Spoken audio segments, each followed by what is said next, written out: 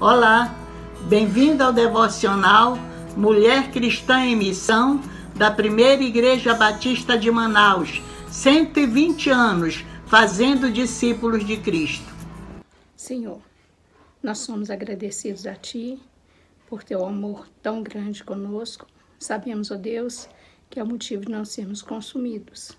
O Seu amor, ó Deus, se manifesta cada dia na nossa vida, nos guardando, nos livrando, Deus, de todo o mal. Ó Deus, sabemos que nossa vida está inteiramente na Tua dependência e por isso, ó Deus, nós pedimos a Ti que a cada dia nos renove a fé, nos dê cada dia mais, ó Deus, confiança em Ti e que o Senhor possa nos fortalecer. Ó Deus, ser com todos os irmãos da igreja, guardando-os, livrando-os, ó Deus, e protegendo-os. Abençoe, ó Deus, a irmã Débora, que está à frente desse trabalho. Dê a ela sempre ânimo, dê a ela sempre essa energia, para que ela possa, Deus, continuar avante com o teu trabalho. Muito obrigada, Deus, por nossa vida. Muito obrigada por mais um dia na tua presença. É no nome de Jesus que nós choramos. Amém.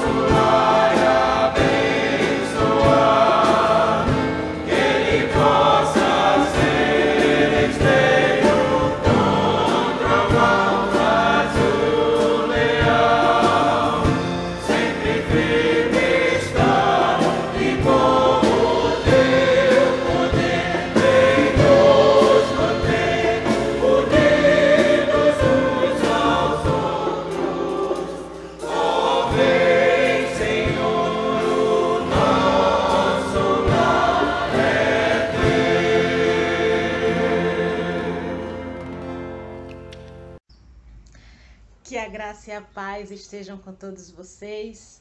É uma alegria muito grande para mim, mais uma vez, ter essa oportunidade de estarmos juntos, meditando na Palavra de Deus. E o tema de hoje é um tema que me encanta muito. Eu vou estar conversando um pouco com vocês sobre família. Sinto-me privilegiada de ter nascido numa família cristã.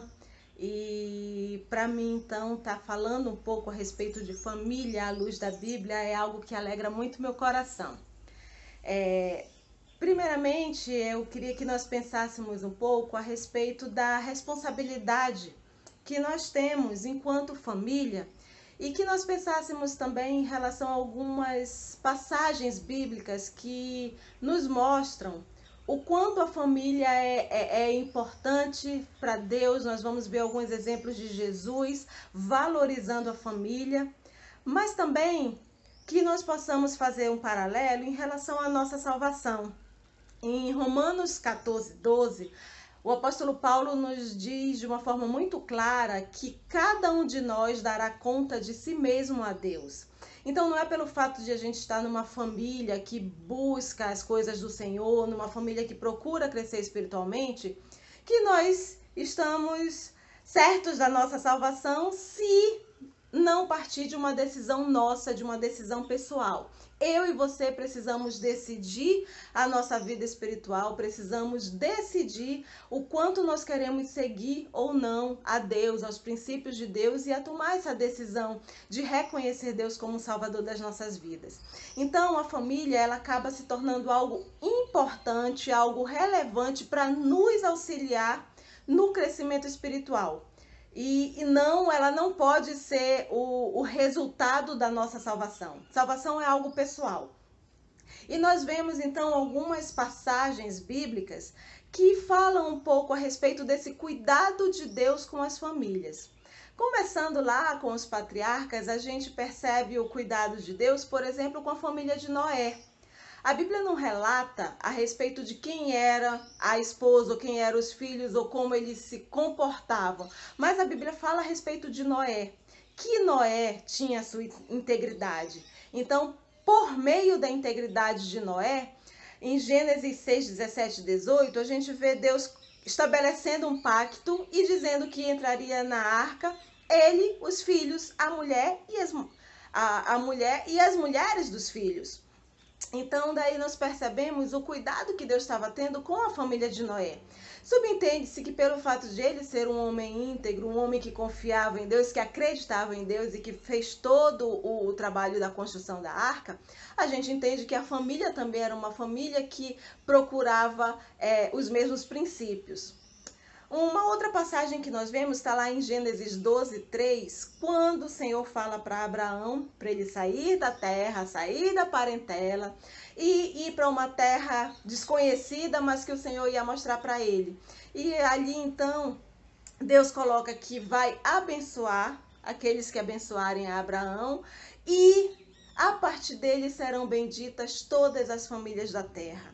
E nós percebemos isso durante a história da vida de Abraão e dos seus filhos, o cuidado que Deus teve em abençoar a sua geração, por intermédio da fé daquele homem, da confiança que aquele homem teve em Deus.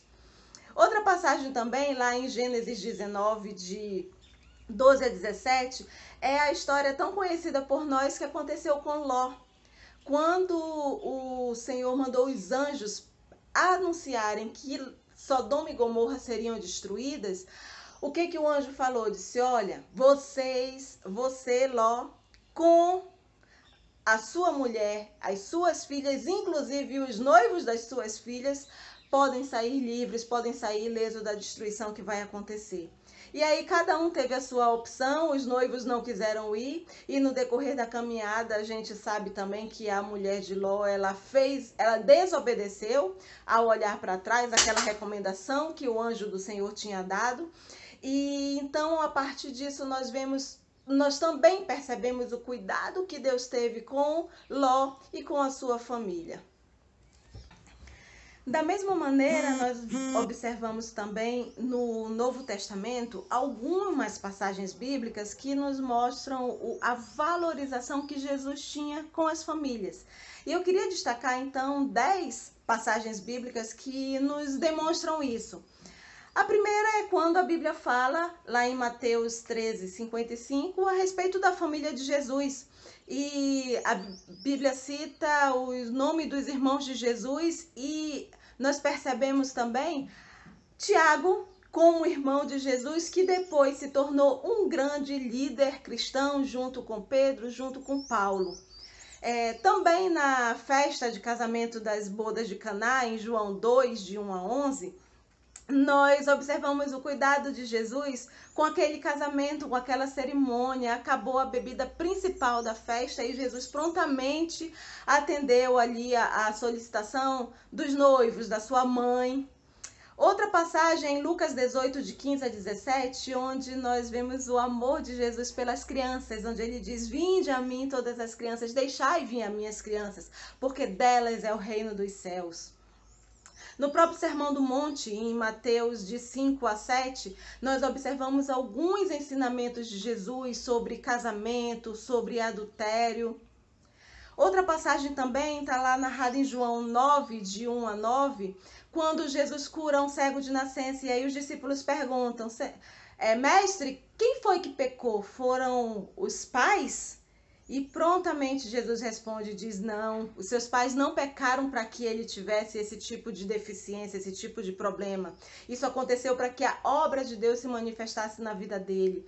Então aí nós observamos Jesus já dizendo: não pensem que o fato de o pai ou a mãe terem pecado, que isso vai repercutir um castigo na vida do filho.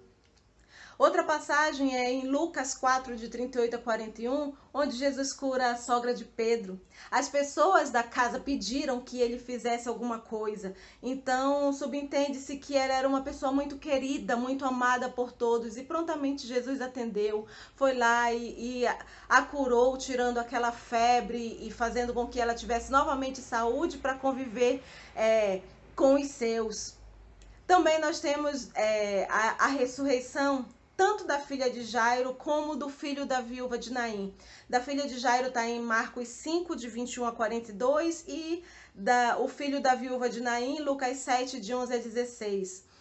Onde Jesus ele atende a solicitação tanto de Jairo enquanto pai, como da viúva enquanto mãe. Os dois estavam num sofrimento. Jairo, quando chegou até Jesus, a filha só estava doente. E aí chega a informação e diz: não incomoda mais o mestre porque tua filha faleceu. E ele naquela angústia diz: Jesus, mestre, faz alguma coisa. O mesmo acontece com a viúva de Naim, onde ela está amargurada e Jesus diz: não chora, não se preocupe, porque vou fazer alguma coisa por você. Essa demonstração de carinho, de atenção que Jesus fez tanto com Jairo quanto com a viúva, a gente percebe aí o cuidado que ele tinha com as famílias. Lucas 19, que narra uma história tão conhecida sobre Zaqueu, a partir do arrependimento de Zaqueu, então nós lemos lá onde Jesus afirma que a salvação chegou àquela casa.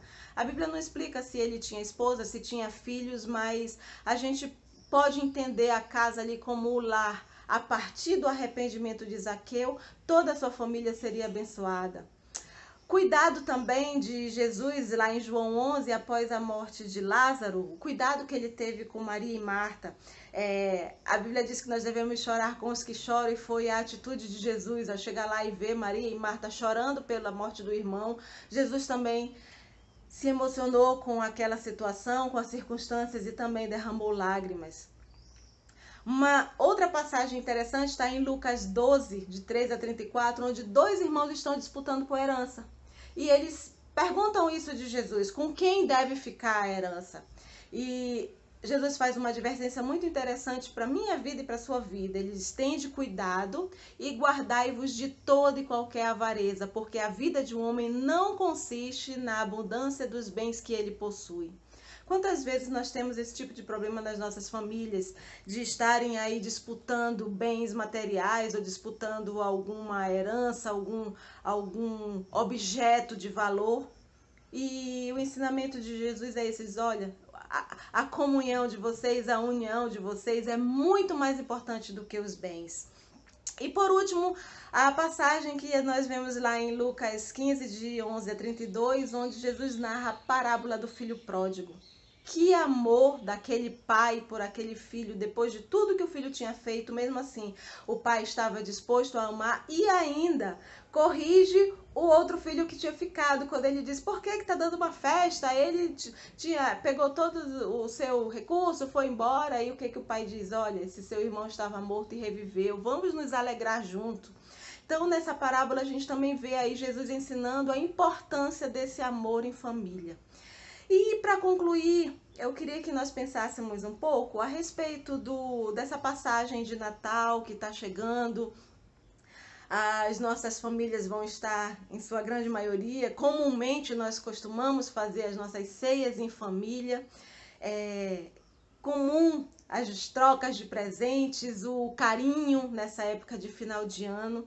E o que eu quero que nós possamos pensar é que isso se reflita não só no Natal, que nós possamos estar vivendo esse momento de comunhão com os nossos familiares durante o ano todo, todos os dias, que nós possamos buscar cada vez mais esses encontros, essas ceias, não só em épocas de final de ano, mas com frequência, que nós possamos estar juntos. E acima de tudo, que a nossa casa seja uma casa de refrigério, de restauração, onde as pessoas olhem para as nossas famílias, olhem para nós e procurem ver Cristo sendo exaltado na nossa família. Que as nossas famílias sirvam de exemplo para a sociedade, de exemplo para os outros. Que os nossos vizinhos possam ver esse tipo de carinho, esse tipo de amor reinando na nossa família. E com certeza, se nós fizermos isso, nós vamos estar refletindo a luz de Cristo para os outros. Que esse é o nosso papel principal enquanto cristãos. É refletir a luz de Cristo, é mostrar para as pessoas o amor de Cristo. E que as pessoas então possam ver isso refletido na nossa família. Se existe algum tipo de problema que possa ser solucionado pensando nesse carinho que Jesus tinha pelas famílias, então que nós possamos trazer isso para dentro da nossa família e fazer a união, fazer o amor reinar, para que as pessoas conheçam Jesus através do nosso testemunho. Amém.